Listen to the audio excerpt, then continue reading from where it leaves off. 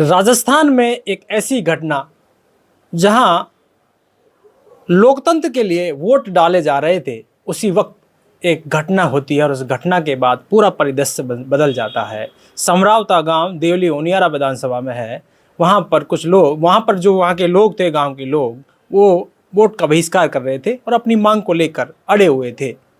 लेकिन वहाँ के जो निर्दलीय प्रत्याशी हैं नरेश मीणा, उन तक ये बात पहुँचती है, वो आते हैं, फिर थप्पड़ कांड का एपिसोड होता है और उसके बाद पूरे राजस्थान में थप्पड़ की गूंज जाती है। वोटिंग खत्म होती है, उसके बाद वो धरना लगातार चलता रहता है। लेकिन रात को ऐसी घटना हुई जिससे पूरे राजस्थान ही नहीं, पूरे देश में इस घटना ने कहीं ना कहीं बवाल मचा दिया। हमारे साथ विजय बैसला मौजूद हैं, जो वहाँ पहुँचे थे समरावता गांव में और वहाँ लोगों से मिले थे और वहाँ के पूरे परिदृश्य को समझा था। बात करने के लिए बहुत बहुत धन्यवाद। धन्यवाद। वहाँ आप गए, क्या कुछ देखा आपने? किस तरह का परिदृश्य पूरे गांव में था? लोगों से मिले, क्या देखा आपने? देखिए, मैं जब वहाँ पहुँचा तो स्थानीय लोग, गांव के लोग भी थे और उसके साथ साथ आसपास के गांव के लोग भी थे और उन्होंने मेरे को पूरा बताया हुआ क्या। फिर हम लोगों के साथ एक एक घर में गए, हर एक घर में गए। जो तालाब के साइड वाला जो इलाका है, जहाँ पर वो स्कूल वाला इलाका है, उस वहाँ पर ज़्यादातर ये इंसिडेंट हुआ। हर घर में गए, जिन लोगों को चोट लगी उनसे मैं मिला, बात करी और यही समझ में आया कि मामला तो बड़ा था और बहुत सारे लोगों को बहुत चोटें आई, महिलाओं को बहुत चोटें आई, बच्चों को, छोटे छोटे बच्चों को चोट आई। अब उनकी तो क्या गलती, लेकिन था। लेकिन वो लंबे वक्त से एक मांग कर रहे थे, क्योंकि आप वहाँ से चुनाव लड़ चुके हैं, आपको भी पता है, आपसे भी उन्होंने कई बार वो मिले भी हैं। आप बता रहे थे कि एक दूसरा गांव भी था, वहाँ पे भी एक बहिष्कार चल रहा था। तो ऐसा क्या हुआ कि वहाँ ये चीज़ें हुई? मुझे नहीं पता और इसकी तो जांच होनी चाहिए कि ये हुआ क्यों। देखो, मेरा तो एक ही बहुत क्लियर स्टैंड है। मैं लोगों से भी बात करके आया, लोगों ने भी, गांव के लोगों ने भी कहा कि साहब न्यायिक जांच कराओ। क्या है कि गांव के लोग इतने तो एडवांस्ड हैं नहीं, लेकिन उनका अभिप्राय यही था कि उच्च स्तर पर निष्पक्ष जांच होनी चाहिए कि हमारे साथ ये हुआ क्यों और हमारा जो नुकसान हुआ है उसकी भरपाई करेगा कौन। लोगों की गाड़ियां जल गई हैं, घर टूट गए हैं, टीवियां टूट गई हैं, बहुत सारी चीज़ें हुई हैं। किसी का हाथ टूट गया है, वो हाथ, जिसका हाथ टूट गया वो इलाज तो करा रहा है ना, उस इलाज की भरपाई कौन करेगा। आप वहाँ गए, आपको वहाँ मेडिकल टीम पहुँचानी पड़ी, उससे पहले वहाँ कोई ने देखा नहीं, डॉक्टर कुलदीप मीणा भी पहुँचे थे, लेकिन मेडिकल टीम लेकर आप गए क्योंकि वहाँ लोग दर्द से भी करा रहे थे। कई लोगों की चोटें जिस तरह से आई, जब बच्चे हों, बूढ़े हों, बुजुर्ग हों, जिस तरह आपने बताया, तो क्या मेडिकल टीम लेकर आप गए? उससे पहले वहाँ ऐसा कुछ हुआ ही नहीं था? पहले कोई क्यों नहीं लेके गया उस पर तो मैं कोई टिप्पणी कर नहीं सकता, वो तो वही बता सकते हैं कि कोई लेके क्यों नहीं गया। लेकिन दो शब्द हैं इस दुनिया में, इंसानियत और हमदर्दी।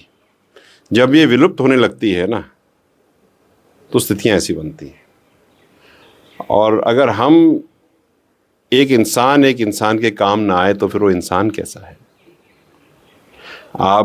वो मेरा परिवार इलाका है, मैं वहाँ इलेक्शन भी लड़ा, मैं वहाँ पिछले 12 महीने से काम भी कर रहा हूँ, डे इन डे आउट। तो जब आपकी आत्मीयता होती है तो आप करते हो, और अगर नहीं भी होती तो भी मैं जाता। अगर यही हादसा अगर मालपुरा में हुआ होता तो मैं वहाँ भी जाता, अगर यही चीज़ कोटा में हुई होती मैं वहाँ भी जाता। लेकिन जिस तरह की स्थिति थी, मैं जब गया वहाँ पे, जो मैंने देखा, मैं बयान नहीं कर सकता। वीडियोस बहुत चल रहे हैं, आप वीडियोस ही देख लो कि कुछ कहने की ज़रूरत ही नहीं है। लोग, एक पूजा नाम की लड़की थी बेचारी, उसके मुंह से तो बोलते ही नहीं बन पर, रोए जा रही थी, उसको उसका भाई उठा के लेके चले गए। और उसकी माताजी से जब मैं मिला, वो खाट पे 3 दिन से उसने खाना नहीं खाया बेचारी ने। मैंने बड़ी निवेदन किया और वहाँ पे जो टीम थी, मैंने उसको बोला कि इनको पहले सब तो IV लगाओ, जिससे कि कम से कम डिलीरियस और बेहोश तो ना हो, कुछ तो आए इनकी बॉडी में। जो एक महिला ने अपनी रोटी खाना छोड़ दिया 3 दिन से, उसको कौन देखेगा। ये बात सोचने वाली है और प्रशासन को इस और गौर करना चाहिए। मेरी SP से बात हुई थी, जाने से पहले मैं एसपी साहब से मिल के गया था, पूरा फीडबैक लेके गया था। आने के बाद मेरी उनसे बात हुई। नेक व्यक्ति हैं और जितना मेरे को समझ में आया और जितना मैं समझ पाया पूरे इलाके में, ये समझ में आया मुझे कि ये पूरा का पूरा तो इलेक्शन के टाइम का माहौल का था। और ये इलेक्शन जब होता है तो एक कलेक्टर के अधीन होता है पूरा इलाका। तो ये क्यों हुआ, कैसे हुआ, किसने क्या ऑर्डर दिया, क्यों नहीं दिया, कितने बजे क्या क्या, इस सब का जवाब कलेक्टर मैडम दे पाएंगी और वो जवाब लेना चाहिए। एक छोटी सी घटना, क्या ये हो नहीं सकता था जो उनकी मांग थी? ये तो हो जाना चाहिए था। ये मांग अभी की थोड़ी है, पहले की थी। मैंने भी अपनी बात रखी थी, ठीक है। जब मैं वहाँ था तो मैंने कहा था कि यार 13 किलोमीटर तो उनियारा है, 85 किलोमीटर देवली है, लॉजिक ही नहीं बैठता। तो पता नहीं क्यों नहीं किया। क्या कभी कभी ऐसा हो जाता है कि हम लोग दूसरी चीज़ों में इतना खो जाते हैं कि किसी गांव की, किसी व्यक्ति की जो बेसिक रिक्वायरमेंट्स है ना, उनको पूरा नहीं कर पाते। बड़ी रिक्वायरमेंट्स करने मशगूल हो जाते हैं और उसका रिजल्टेंट ऐसा हो जाता है। क्या एक थप्पड़ की सज़ा इतनी बड़ी, क्योंकि ऐसे लोग सिर्फ एक थप्पड़ के लिए इतने लोगों को दंश झेलना पड़ रहा है, वो क्योंकि वो जीवन भर ये निकलेगा नहीं, जिसके चोटें आई हैं वो जीवन भर इसको सहेगा। तो क्या ये जो राजनीति के पीछे कारण रहे, इसके पीछे जिस तरह की इससे हुआ है ये सारी चीज़ें? देखो, मेरे को एक चीज़ का डर है। डर ये है कि अगर किसी निर्दोष लड़के की, युवा के ऊपर कोई केस लग जाता है तो फिर वो सरकारी नौकरियों से वंचित हो जाता है। भाई, केस लगाना तो बहुत आसान है और उसका दंश तो जिंदगी भर झेलता रहता है।